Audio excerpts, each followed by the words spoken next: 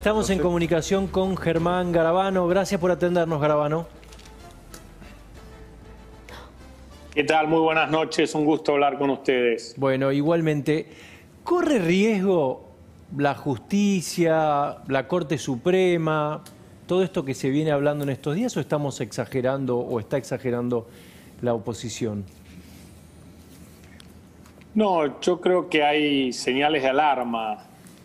Para que corra riesgo todavía falta un camino para avanzar, aunque ya se han dado algunos pasos.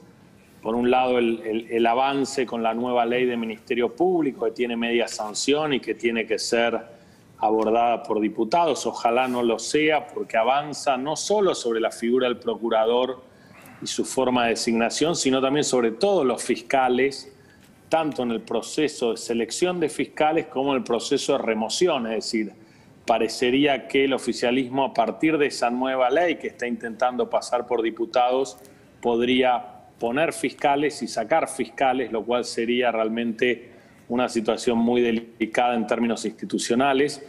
Del mismo modo, la carta o nota o comentario que hizo la vicepresidenta sobre la Corte Suprema de Justicia es de una gravedad y de una virulencia en términos institucionales pocas veces vista. ¿Por qué el ataque personalizado? ¿Por qué cree que se centra en la Corte la expresidenta?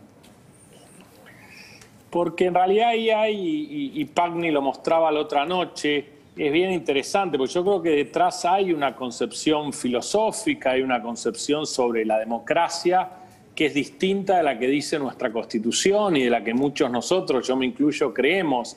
Es decir, uno cree en una división de poderes, en tres poderes que generan controles entre ellos, y la vicepresidenta parece que cree en un sistema distinto donde el Poder Judicial debe ser parte de los otros dos poderes.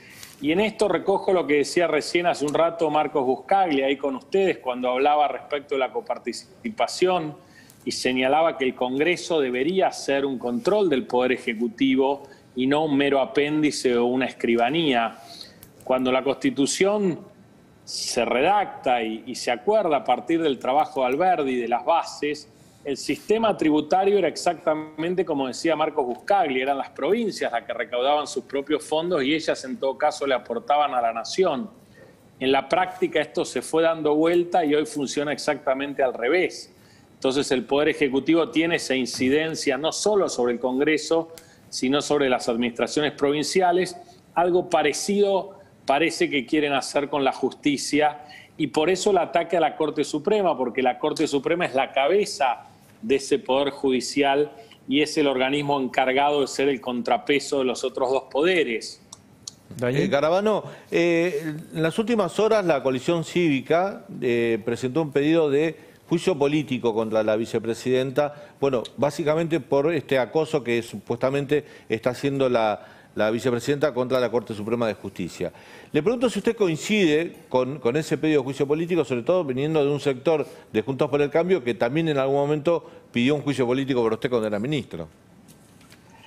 Sí, yo en esas creo que es importante la señal de alerta, creo que en este caso es importante marcar esta situación de peligro respecto de la independencia judicial y del sistema democrático.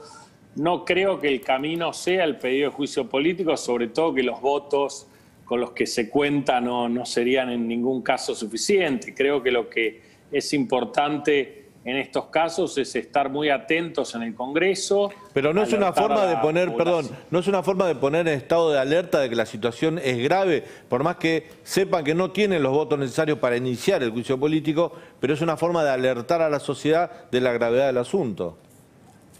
Son estrategias políticas, yo no provengo del ámbito político, yo provengo más del sector profesional, del sector de la justicia. A lo mejor tenemos otras formas u otras estrategias. Es lo que decidieron ellos y yo respeto esa decisión. Creo que lo importante, sea cual fuera la estrategia que se elija, es estar atento a esta situación, estar atentos a este proyecto que tiene media sanción del Senado sobre el Ministerio Público. Creo que hay que estar atentos al Consejo de la Magistratura y cómo es el proceso de selección de jueces. Creo que hay que estar atentos también a cómo se ha intentado avanzar sobre los tribunales para generar impunidad y dar marcha atrás con muchos de los procesos judiciales que se estaban llevando adelante. ¿Cuál es el rol de la Corte de ahora en más con este escenario? ¿Cómo se lo imagina para adelante? Porque la Corte está recibiendo críticas del gobierno y está dictando fallos donde pareciera que no busca enfrentarse con el gobierno. No, pareciera que no. De todas formas, creo que la Corte tiene, de nuevo, un rol institucional. Creo que es importante que la Corte cumpla ese rol, que este tipo de ataques no los inhiba a los miembros de la Corte de dictar los fallos en derecho, es decir, que realmente este ataque no afecte la independencia de los jueces de la Corte, como otros pronunciamientos no deberían afectar. ¿Cree que lo puede afectar? De otros jueces. ¿Lo puede afectar? ¿Perdón? ¿Los puede afectar? Y un ataque de esta envergadura, la verdad es que genera una situación de mucha incomodidad, de sentirse observados, de sentirse atacados. Sí, eso realmente es un mecanismo de presión directa, en este caso sobre la Corte. Hemos visto también otros mecanismos de presión sobre otros tribunales que tenían que resolver, como el tema de los cuadernos y demás. Hay un proceso que se está dando en estas semanas que tiene que ver con una nueva integración de la Cámara Federal. La Cámara Federal es un tribunal clave, porque es el tribunal que tiene la llave para que se revoquen los procesamientos, se confirmen los procesamientos, para que los casos de corrupción del gobierno anterior, de lleguen o no a juicio. En el Consejo de la Magistratura se está avanzando en la designación en que retorne el juez Fara a la Cámara Federal por iniciativa del gobierno, y en la designación de otro camarista, Boico, abogado de Cristina Kirchner. ¿Usted cree que esto puede determinar que haya como un control político sobre la Cámara Federal? Yo creo que es un tema que hay que observar con mucho detenimiento, cómo se van dando estas cuestiones. Si efectivamente esto sucede, como vos lo señalás y como lo están anunciando algunos medios gráficos, realmente sería de nuevo un avance sobre la Cámara Federal. Y además recordemos que lamentablemente el fallo de la Corte les puso también un límite temporal respecto al concurso a 2 jueces que habían sido trasladados conforme la ley y que tenían cargos vitalicios, con lo cual son otros 2 cargos cuyo concurso ya se empezó a hacer con una celeridad bastante inusitada. Y por otro lado, no solo esa celeridad, sino que el único concurso de todos aquellos que corresponden a la sentencia de la Corte, el único que al menos yo tengo registro que se esté llevando adelante tan rápidamente, es solo el de la Cámara Federal. No veo que se hayan hecho concursos respecto de otros magistrados que estarían en situaciones similares a las de Brugli y Bertuzzi, ¿no? Entonces, esto más la situación que señalaba yo del Ministerio Público para la remoción y selección de fiscales, muestra esa vocación que de algún modo Cristina expresa en su carta, que es el avance sobre el sistema de justicia para volver a tener una justicia de algún modo adicta o cooptada, como sucedió en su momento en Santa Cruz. Garabano, ¿qué piensa de las declaraciones del presidente sobre la ley del arrepentido? En su momento, al menos las que me hicieron escuchar en algunos programas de radio, en algunas notas que di, me parecieron desacertadas. Primero fueron justo previas a un pronunciamiento, o un pronunciamiento que estaba por dictarse por la Cámara de Casación Penal, y después hacía alusión a que esta herramienta no se usaba en ningún lugar del mundo. Si quiere las escuchamos. Él habló de la posibilidad de derogarlas. ¿Cómo no? Si me da unos instantes, dale, a ver, ponelas. Sí. El tema de los arrepentidos y el tema de la posibilidad de hacerse los bienes de un procesado, rematarlos y liquidarlos sin tener que condena a tierra, son 2 cosas que repugnan al criterio de culpabilidad que rige el derecho penal. Se usaba el mecanismo de arrepentidos para perseguir dirigentes opositores. ¿Y no se puede cambiar esa ley, presidente? Sí, claro que se puede cambiar. Y si por mí fuera, yo la derogaría. Quiero ser sincero, porque es una mala ley. Bueno, ahí está. Es una mala ley, yo la derogaría, dijo el presidente. Sí, y todo lo que hice previamente. En realidad, tanto la ley del arrepentido como otras figuras, como lo que se refiere luego es lo que se llamaba, digamos, el decomiso anticipado o la extinción de dominio, es la otra referencia que hacía, que es un DNU. Es decir, son dos herramientas que con distintos formatos funcionan en gran cantidad de países del mundo, de países desarrollados. Funcionaban en nuestro país para el narcotráfico, para la trata de personas y otros delitos. Es decir, no entiendo por qué eso que funcionaba para narcotráfico y trata de personas no puede funcionar para la corrupción.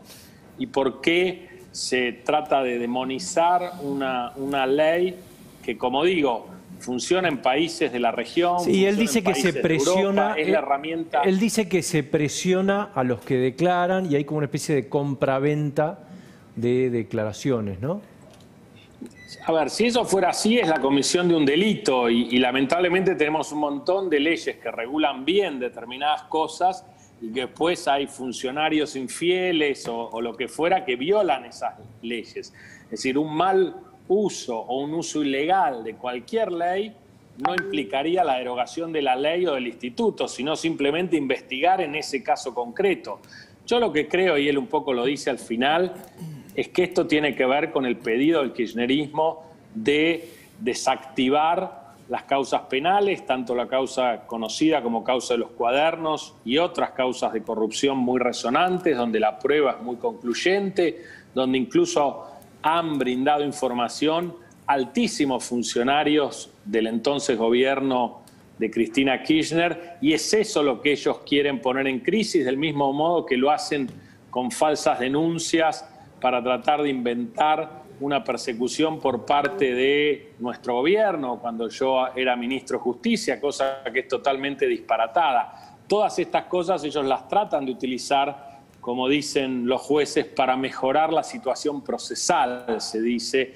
Eso es para tratar de mejorar la situación en todos estos procesos penales, en vez de dar explicaciones sobre el origen de esos fondos que vimos, por qué las rutas salían tan caras, por qué siempre ganaba el mismo y ese tipo de cosas. Laura. No, preguntarle, ministro Garabano, sobre la cuestión del Ministerio Público. Usted hizo referencia recién al tema. ¿Usted, aconsejaría a Juntos por el Cambio, al bloque en el Senado, de promover a Daniel Rafecas, que es el candidato del actual gobierno, para ocupar el Ministerio Público? A ver, yo creo que el candidato Rafecas, cuyo pliego fue elevado, yo no me acuerdo si en febrero o marzo, debe ser tramitado su pliego por la misma comisión de acuerdos del Senado, que creo que preside la senadora Sagasti, que es un alfil de Cristina Kirchner, y que a ese pliego hay que darle trámite, hay que llamar a una audiencia pública, que en esa audiencia pública se le pueda preguntar al juez Rafecas sobre cuáles van a ser sus lineamientos de política criminal, cuáles van a ser sus lineamientos de política contra la corrupción, de trata de personas, de derechos humanos, cómo va a organizar el Ministerio Público. Y a partir de esas respuestas, obviamente los senadores de Cambiemos tendrán que tomar una decisión y formar una decisión sobre las aptitudes del juez Rafecas para ocupar ese cargo. Lo que pasa es que el kirchnerismo es el que tiene frenado el pliego y tiene de rehén a Rafecas hace ya muchos meses y no le da el trámite legal a ese pliego, ¿no?, que debería tener para que en definitiva no solo los senadores de Cambiemos, sino toda la sociedad pueda realmente evaluar las aptitudes del juez Rafecas para desempeñar esa función. Muchas gracias, Garabano, muy amable. No, gracias a ustedes, muy buenas noches. Hasta luego. Quiero darle la bienvenida